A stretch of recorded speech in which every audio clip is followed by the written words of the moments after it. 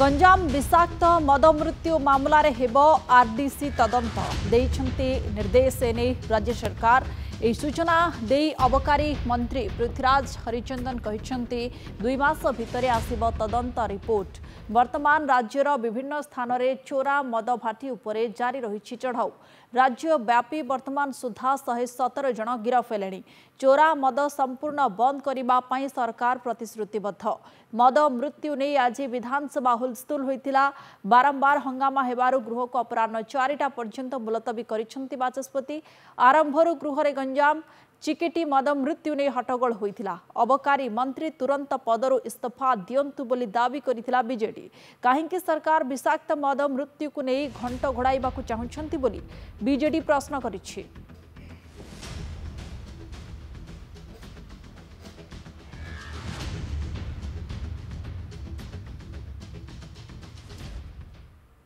सरकार ए बाबद अत्यंत कठोर अछंती।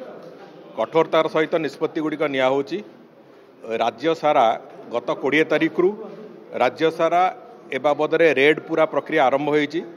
217टी इलीगल भाटी जो गुड़िक आइडेंटिफाई होईची से सब गुड़िक रेड करा जिवो एवं रेड करिवार प्रक्रिया भी आरंभ होईची। पाखापाखी 117 जन लोकंकु एपर्यंत अरेस्ट करा गलानी एवं विभिन्न स्थान रे जहाँ विभिन्न जो पोच इत्यादि अच्छी से सबको नष्ट करा होची एवं आ परवर्ती पर्याय रे जो जो जगार इलीगल भाटी सबू लगी से भाटी गुड़ी को बुलडोजर द्वारा उड़े दिज्व एक कथा भी आम से प्रावधान भी विभाग तरफ करने निर्देश दि सारी।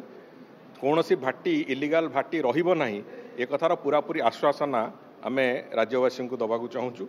एवं द्वितीय कथा हूँ आम तुरंत निष्पत्ति भाव में गतकाली आमर एक्साइज सुपरिटेडेंट सेठी जे थिले अवहेला कार्य अवहेला दृष्टिकोण से तुरंत बदली कर दिया एवं आज तारीख रे सेठी जे सब इन्स्पेक्टर और इन्स्पेक्टर 2 जन एक्साइज रे तांकु निलंबन करा जायछि एवं खूब शीघ्र ए बाबद माननीय मुख्यमंत्री भी निष्पत्ति नबाकू जाउछंती जे आरडीसी स्तरीय एक तदंत खूब शीघ्र आज काली भितर इन्स्टिट्यूट करा जिवो जो जे तदंत करिक 2 मास भितर तांकर रिपोर्ट देबे एवं से रिपोर्ट आधार रे जहाँ जहाँ से कार्यानुष्ठान पई हमको सेतरे रेकमेंड करिवे से कार्यानुष्ठान भी करा जिवो।